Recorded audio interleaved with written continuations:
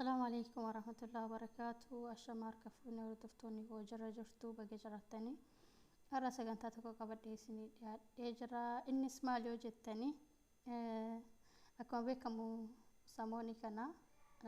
كويا تربان لما كان هي ستيجودا نما الدنيا كان رتي سينا دلقيت كوتو جرى يجودا هدو جيسن أرجودن ديتني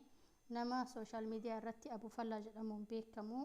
lammii biyya kuweetiiti jechuudha namni kuni seenaan isaa akka inni dubbatetti jechuudha namni kun yeroo jalqabaatiif nama maatii harka qalleessa keessatti dhalatee fi akkuma nama kamittuyyuu kan jiraataa turedha jechuudha erga gaafa kutaa 12 fixee yuunivarsiitii seenuudhaaf yoo gara yuunivarsiitii deemutti ofitti fudhatu didan jechuudha waraqaan dafee dhumatu fi didee jechuudha sababa beekamneeni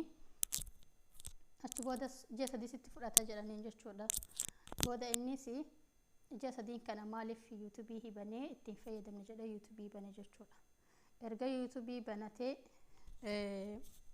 geemii garaagaraa irratti hojjetu eegalee yeroo muraasa keessatti namoota miliyoonaan lakkaaman hordoftoota miliyoonaan lakkaaman argate jechuudha achi booda innis hedduu gammadee hojiin kun hojii isa gammachiisa jechuudha hordoftoota miliyoona lakkaaman erga argatee booda gammadee ittuma fufee jechuudha hojii san ittuma fufee namoota badhaasuudhaan akkasumas maatii isaa obboleeyyan isaatiif yaara makiinaa garaagaraa bituudhaan badhaasa garaagaraa bituudhaan gammachiisaa ture jechuudha akkasumallee gaafa hordoftoota miliyoona tokko argatu namoota isa hordofan maatii isaatiif jechuudha social media irratti youtube irratti namoota isa hordofanii fi badhaasa makiinaa akkasumas moobaayila garaagaraa bitee raabsafii ture jechuudha akkasumallee namni kuni baqattoota biyya garaagaraa keessatti rakkatan biyya fakkeenyaaf akka Sooriyaa Yemen kan qeesaan irraa buqqaanii sababa lolaatiin qooqanii bakka refuujii garaagaraa keessatti rakkatanii fi qarqaarsa taasisaafii ture jechuudha akkasuma biyya Afrikaa jechuudha Afrikaa keessatti biyyoota namoota rakkatoo akkasuma namoota ijinni isaanii arguu hin dandeenye fi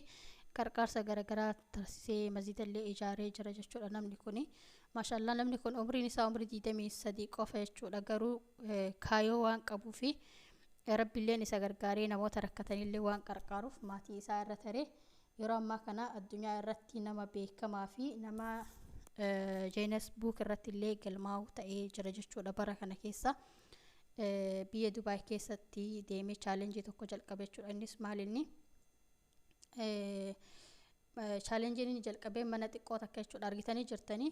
mana xiqqoo takka keessatti jechuudha waan akka mana gizaazaa burcuqqoo maal jedhama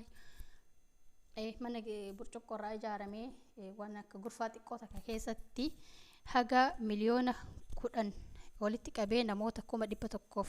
namoota rakkatan Sooriyaa keessatti akkasuma Yemen keessa jiraatanii fi yeroo qorraa kanatti isaan nyaataa fi uffata akkasumas wantoota isaan barbaachisu hunda godhuu fi qaba jedhee chaalenjii kana jalqabee ka'ee jechuudha chaalenjii kana erga jalqabee booda liivii seenee liivii guyyaa 12 erga irra ture booda miliyoona 11 jechuudha miliyoona 11 walitti qabuu danda'ee jira jechuudha maashaallah rabbiin irraa haa jaalatu kanaafuu hedduu nama gammachiisa jechuudha namni kuni maaliif namni kamiyyuu yoo kutannoo fi murannoo qabaate yoo ofitti amanamummaa qabaate keessattuyyuu namni keerii dalagu namni nama rakkate qarqaaree rabbiilleen isa qarqaaree galma inni barbaadeen isa ga'uu danda'a jechuudha dhugaa dubbachuudhaaf namni kun yeroo muraasa keessatti jechuudha beekamaa ta'ee namoota hedduu qarqaaree jira jechuudha garuu namoonni nuti hoo eessa jirra jennee gaafa of laallu shabaabni keenya namoonni fakkeenyaaf dargaggoonni keenya umrii isaanii mana caatii mana shiishaa mana garaagaraa bakka araada garaagaraa keessatti kan dabarsan hedduutu jira jechuudha kanarraa barumsa fudhatanii osoo ka'anii ofillee gargaaranii namallee gargaaranii silaa addunyaan tun akkanatti hin rakkatu jechuudha namni rakkataan hin argamu jechuudha kanaaf yeroo hedduu viidiyoo isaa ilaalaa ture jechuudha yeroo baay'ee nama taphatuudhaan kolfuudhaan illee beekamu nama bashaashaa akkasumallee nama rabbii ofiitti illee hedduu dhiyaatuudha nama rakkataa qarqaaree immoo rabbiillee hin qarqaara rabbiin immoo dargaggoota keenyallee shamarran keenyallee nama qarqaaru nu haa taasisu, nama ofirraayyuu darbee nama qarqaaru rabbiin nu haa taasisu. Kanaafuu namoonni dhageetanii jirtanii, namoonni hin dhageenye immoo seenaa kanarraa xiqqoollee taatu hin baratan jedhee waan yaadee fi inshallah sagantaa biraatiin haga walitti deemnutti turtii gaarii. Namoonni haaraa taatan immoo subscribe, like, share na gochuudhaan